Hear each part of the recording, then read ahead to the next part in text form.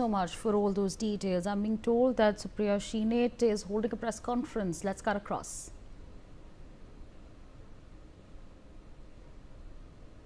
और अब मैं बीजेपी के महामूर्खों को कहूंगी, निकिता वेयर का एक अकाउंट है प्रोडक्ट हेडेक्स के, उनका जाकर ट्वीट पढ़ लें।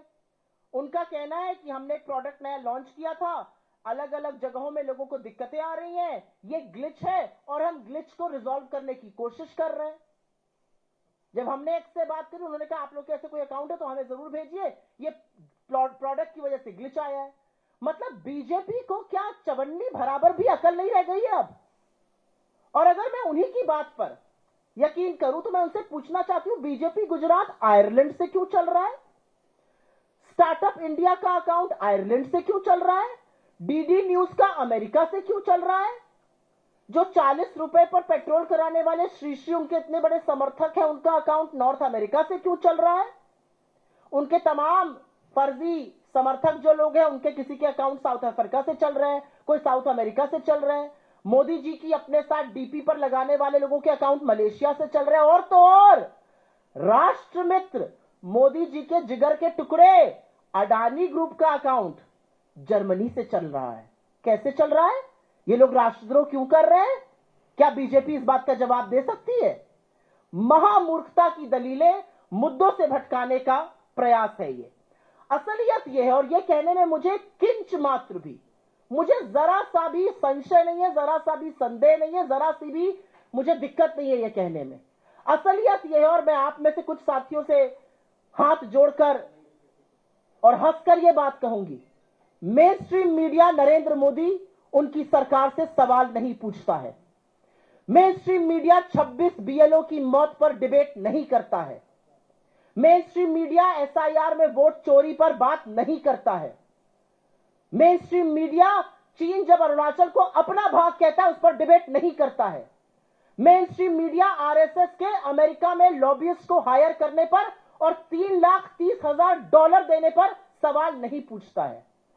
तो अगर सोशल मीडिया में आक्रोश है सरकार की विफलताओं को लेकर, बेरोजगारी को लेकर, महंगाई को लेकर, वोट चोरी को लेकर, चीन की नापाक हरकतों पर, अमेरिका के सामने नतमस्तक हो जाने पर, तो इन सवालों में गलत क्या है? यह पूरा अटेम्प्ट है सवालों को डिस्क्रेडिट करने का, सवालों की मान्यताओं को समाप्त करने की कोशिश इस माध्यम से की जा रही है।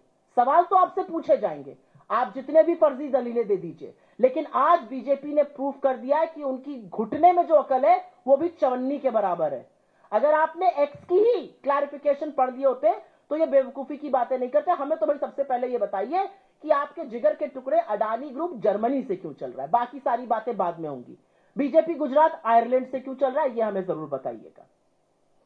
इतना आक्रोश है सोशल मीडिया पर, इतने मुद्दे वहां उठाए जा रहे हैं, आपकी विफलताओं पे आपको आईना दिखाया जा रहा है, और आपको यह फिजूल का मुद्दा मिला है जवाब देने के लिए। एक ज्ञानेश कुमार जी हैं, कलम तोड़ प्रेस कॉन्फ्रेंस करते हैं, हलफनामे मांगते हैं, ज्ञान देते हैं। आपके महकमे में 26 बीएलओ की मौत हुई है और मेरा मानना है यह हत्या है, और इस हत्या के लिए दोषी नरेंद्र मोदी और ज्ञानेश गुप्ता है। सुई टपक सन्नाटा, एक शब्द नहीं। एक आदमी की शादी की छुट्टी उसको नहीं दी, उसको घर जाके जलील किया, उसने आत्महत्या कर ली। एक व्यक्ति जिसने आत्महत्या करी, उसके परिजन कह रहे हैं आपने प्रेशर डाला विपिन यादव गोंडा के, यूपी के, आपने प्रेशर डाला कि पिछड़ों के नाम काटो। एक शब्द नहीं, सुई टपक सन्नाटा। 553 लोगों के खिलाफ कार्रवाई आपकी सुपुत्री कर रही है नोएडा में। यह हक मचा रखी है आप लोगों ने। आप वोट चोरी के मुद्दे से भटकाने के लिए यह फालतू की दलीलें देना बंद कर दीजिए। और राष्ट्र को तो आपसे खतरा है, राष्ट्र के लोगों को, राष्ट्र के नागरिकों को आपसे खतरा है। इस देश के युवाओं का भविष्य आपने चौपट किया है। इस देश में लोगों का वोट का अधिकार आप छीन रहे हैं। महिलाओं के साथ जो अत्याचार होता है वो आपकी नाक के नीचे होता है। किसानों को उनकी फसल का दाम नहीं मिल रहा है। इस राष्ट्र के लोगों को चौपट आप कर रहे हैं, और यह हमने इतिहास गवाह है इस बात का, चाहे वो हिटलर हो, चाहे वो मुसोलिनी हो। जब ऐसे लोगों से सवाल पूछा जाता था तो वो गोल पोस्ट बदल देते थे, लेकिन सवाल जिंदा रहेंगे और सवाल आपसे पूछे जाएंगे, और सवाल वोट चोरी पर है, सवाल तमाम चीजों पर है। और इन मुद्दों से भटकाने के लिए आप ये फालतू का मुद्दा बनाकर लाए हैं।